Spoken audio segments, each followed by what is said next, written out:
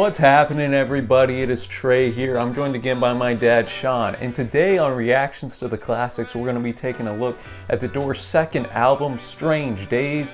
We reviewed the Doors' debut album a little while ago and decided to just go on through their discography. And if this is your first time joining us at the channel, we appreciate it, y'all. Here at Reactions to the Classics, we take a look back at some of the most classic albums of all time and do a detailed track-by-track review of them. We make sure to listen to the record a lot of times, get really familiar with it, and just like today, it's usually the first time we've heard the album. So if that sounds like something interesting to you, be sure to hit that big red subscribe button, and if you would like to link up with us more, you can check out our Facebook group down below, as well as our Patreon if you'd like to support us and get some perks yourself. All that to say, let's dive into some quick facts. This is the second studio album by the Doors. It came out just 9 months after their debut in September of 1967. As a matter of fact, Trey, the Doors' self-titled debut was still in the top 10 on the charts when this thing came out. And this did not have the success of the Doors' self-titled album. It reached number 3 on the charts, still went platinum, spent 63 weeks on the charts, but their debut spent 122 weeks, but you know, over a year on the charts, you can't really be disappointed with. These songs were all part of the same kind of treasury to draw from. They were written in 65 and 66, just like the debut albums. So a lot of people think that they chose the best song for the Doors, and then they took the ones that weren't quite as good and put on this album. I happen to disagree with that, but we'll get to that later on. Yeah, and they made use of 8-track recording, which was a newer invention on the music scene. Yeah, the first one was 4-track. And this allowed them to really experiment with a bunch of unique sounds, which you can definitely tell on this record. Yeah, and they had a good example to go by, Trey, because their producer, Paul Rothchild, got a hold of an advanced copy of Sgt. Pepper's, and they listened to that and their minds were blown. And Rothchild actually later on said he thought this was their best album. That brings us to the first song, which is the title track, Strange Days. Speculated that Morrison wrote this about the emerging hippie culture and how everyone else viewed them. It has the Moog synthesizer, one of the earliest examples in popular music of that instrument being used, and I think it sets the tone. And Morrison plays it, which is surprising to me. Yeah, and it just sets the tone for what this album was going to put forth. I will say it's one of the more unique sounding albums I've ever heard. I agree. This has a very mysterious, sometimes dreary soundscape to it, and the title track really just sets that example forth. But you knew it was the Doors, huh? Oh, the yeah. The second you turn it on like this, it could have fit on the self-titled album, no problem. One of my favorite tracks on here. That'll take us to the next track, Your Lost Little Girl. There's really, when you dive into the lyrics, they're pretty self-explanatory. Yeah. This girl is lost, but Morrison has some confidence in her, thinks that she knows what she can do to get out of her predicament, essentially. Yeah, and for me, this song was towards the bottom on this album. It's not bad or anything. It doesn't stand out. There's some other tracks for me that do. Yeah, a little bit more forgettable. But then that takes us into one of the songs that was one of my favorites, Love Me 2 Times. Yeah, this was written by the guitarist Robby Krieger. It was edited down to 2 minutes 37 seconds for the single, which peaked at number 25 on the charts in the U.S. Ray Manzarek played the final version on a harpsichord, not a clavichord, and he described that as the most elegant instrument that one does not normally associate with rock and roll. And that harpsichord really gave it a unique sound. Very much so. And differentiated it from the rest of the album. Essentially, this is about a sailor or a soldier going off, and he's telling his girlfriend, you gotta love me 2 times because I'm leaving, be gone for a while. Yeah, a little extra on that day, you know what I'm saying, guys, we'll keep this PG. But you know, this is also Vietnam War time, So I thought it was a unique track and the theme that it was dealing with, and you know, a little controversy never heard in rock and roll probably. No, probably helped. Probably helped it. So I thought Dinsmore's drumming was another highlight on this track. Doesn't get a lot of talk due to, you know, Manzarek and you know, Morrison and Krieger, but I thought he was solid here, so a good track. And this brings us to Unhappy Girl. And this was inspired by a poem that Jim wrote, essentially about women who don't go out and want to swim in mystery. That's a line in the track, and who just really to stay complacent in their lives and don't go out and experience the world or get out of their comfort zone. One of the better lines I think on the whole record is in this track where he Morrison says that they're locked in the prison of their own device, and that progresses through time. That they were caught, and then eventually they're just dying in the prison of their own device and living with regret. Exactly. What they wish they would have done. So this gets you, thinking a little bit. So I thought it was a good A-side. Yeah, it was fine for me. Middle of the road for me, which isn't bad on this album.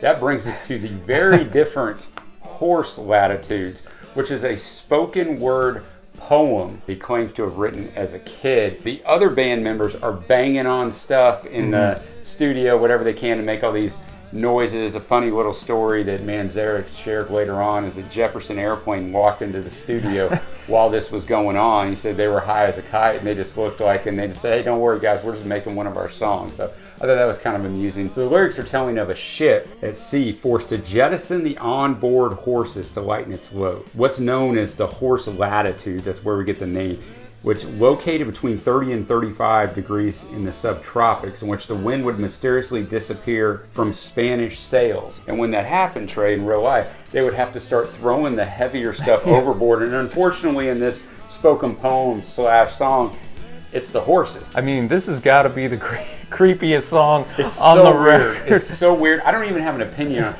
I don't like it. I don't hate it. It's just, it's different. Yeah, I respect the artistic step out. It's really not for me, but hey, it's fine. It's less than 2 minutes, and it's definitely a different kind of deal. I think it lives up to the Strange moniker. It does. And if any album was going to have it, I think it fit on this album just due to the themes that go throughout. I kind of have the same opinion of you. It was just kind of there for me and a unique experience, and it did fit on this record, but that then will take us into track 6, Moonlight Drive. This was actually the B-side to Love Me Two Times. It was edited down to about 2 minutes on that. Standout on this, I think, is Krieger's bottleneck guitar. It's so good, and it really shows us. I wish, and I'm sure on later albums that I've never listened to, I've never listened to any of their albums.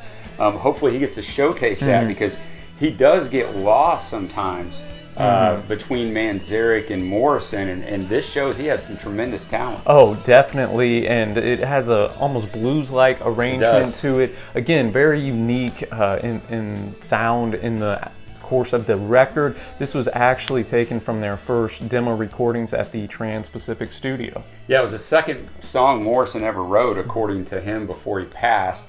And an interesting thing is, when he happened upon Ray Manzarek, who he just knew in passing, he went up to him and said, let's swim to the moon, let's climb through the tide, penetrate the evening that the city sleeps to hide, which is in this song. And at that moment, Manzarek said, we should form a band. So he saw the genius of Morrison, and Morrison being a little bit different, just going up to this guy that he barely knows and just spouts that off, and is like, well, let's go. So that helped birth The Doors. Kind of a neat story about this song that I enjoyed greatly. Yeah, me too. I thought that there was great imagery throughout. It has a romantic twang to it, and Morrison lets out some screams here, which I think reflects just the passion that's trying to be displayed throughout the song. So this one was definitely a hit for me, and then that'll take us into track number 7, People Are Strange. Yeah, this single peaked at number 12 on the US charts. It was written by Krieger and Morrison after Morrison showed up at Krieger and Densmore's house. They lived together at the time.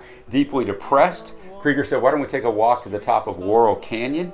They did that. When they came back, Morrison was all of a sudden euphoric and had the early lyrics for People Are Strange. Yeah, this is my favorite song on the record. As well. By far. I think it just paints a great picture of somebody who is alienated and outcast and depressed. As someone who has struggled with depression before, this song really hit home. I think that Morrison did a great job saying, when you are in a down state, women seem wicked, faces look ugly, roads are uneven. He really just painted the picture of what somebody feels like who does feel like an outcast. So for that reason, I just think that it really resonated with me and probably a lot of others, and was the highlight on this entire record. And that'll take us into My Eyes Have Seen You. This reminded me a little bit of Your Lost Little Girl, in the sense that there's a lot of repetitive lines in here. Essentially, he's seen her, kind of, maybe he wants to see more of her, maybe he's attracted to her. I thought this sounded fine, but more so one of the middle of the road filler tracks. Yeah, I agree, because when you read the lyrics, there are none. So like trying to anticipate or speculate what he was talking about, I don't really know. I'm with you though. It sounds fine. It's the Doors, as a typical Doors sound. For me, it's towards the bottom on this album, but once again, I think highly of this album. So it was fine, and that takes us into I Can't See Your Face in My Mind, which is about a deteriorating relationship, doesn't love her anymore, and progresses into cheating. Yeah, he can't come up with a lie to tell her about as to why he was cheating, and at the end he says that he's going to need a picture of her whenever she leaves, because he's not even going to remember her. A little cold-blooded, but... Yeah, little savage track here by Morrison. I dug it. Which takes us into When the Music's Over. This song musically, stylistically, and lengthwise, very similar to the ending track on The Doors, which was The End. Yeah, and this was actually recorded before they had a record deal. They would perform it at the Whiskey Go-Go bar that they frequented. And this can be split up into 5 different sections, lyrical themes. This is definitely the more philosophical song. It is. On the record. Deals with themes of religion, just society in general. Death is a big theme. Essentially, the music is life, and whenever the music stops, that's it. Yeah, and some people view this song as anti-Christian. You're going to have to read the lyrics and take it for what you want. I don't really know. I read them a bunch of times being a Christian. I don't know if I take it as anti-Christian or not. There's speculation there, but you did talk about the 5 parts that this song is broken into, and they are Turn Out the Lights / Dance on Fire. The second part's Cancel My Subscription. The third part is What Have They Done to the Earth. The fourth part is Persian Night, and the fifth part they return to the main theme. And that third part, What Have They Done to the Earth, is very interesting. He's talking about they're destroying the earth, they're doing all this. This is 1967, Trey. I mean, the guy was perceptive, and what he thought was going on now, if he was alive today, he would be absolutely mortified. It does bring a lot of thinking points. He does talk about cancel my subscription to the resurrection, which kind of goes into that anti-Christian theme. But then later on, he does talk about the Persian Nights and the 3 wise men going to visit Jesus. So it is interesting there, themes of redemption and then themes of rebellion that are throughout the song. And for me, I enjoyed this one. I thought it was a good, epic song to end this record, wrap it up. It takes up almost a third of the entire album lengthwise, but it does. And I think they really know how to start and end albums from their first 2 albums. That takes us into our favorite tracks, which we kind of already covered. People Are Strange for me, and Strange Days. There's a strange theme going on. And then I'd throw When the Music's Over in there as well. And I guess then we'll go into our overall score of the album. For me, and for you as well, I know, because we talked about this. Yes. I actually like this better than the debut album. Me too. I really do. And as I mentioned, the producer likes it more. Krieger actually likes it more. And I know it's not as highly acclaimed, but for me, they're more consistent. Yeah. It doesn't have quite the highs, but it's very consistent. There aren't the lows that, for me, the self-titled album had. Yeah, so I gave it an 8.0. I really look forward to furthering on through their discography after listening to this. Yeah, me too. I'm going to be at an 8.25, right in that same wheelhouse. As you mentioned, this had less filler, I think, than the debut record. Musician was a little bit more my style as well. And let us know what you guys think of Strange Days below, and we'll be sure to continue on through the Doors discography here in the future. Dad, thanks as always for the research. Always good stuff. Be sure to hit that big red subscribe button, y'all, if y'all enjoyed this video. We upload twice a week in a variety of genres, so there will be something for everybody. And until next time, y'all, thank you so much for watching. Happy listening, and we will see you next time.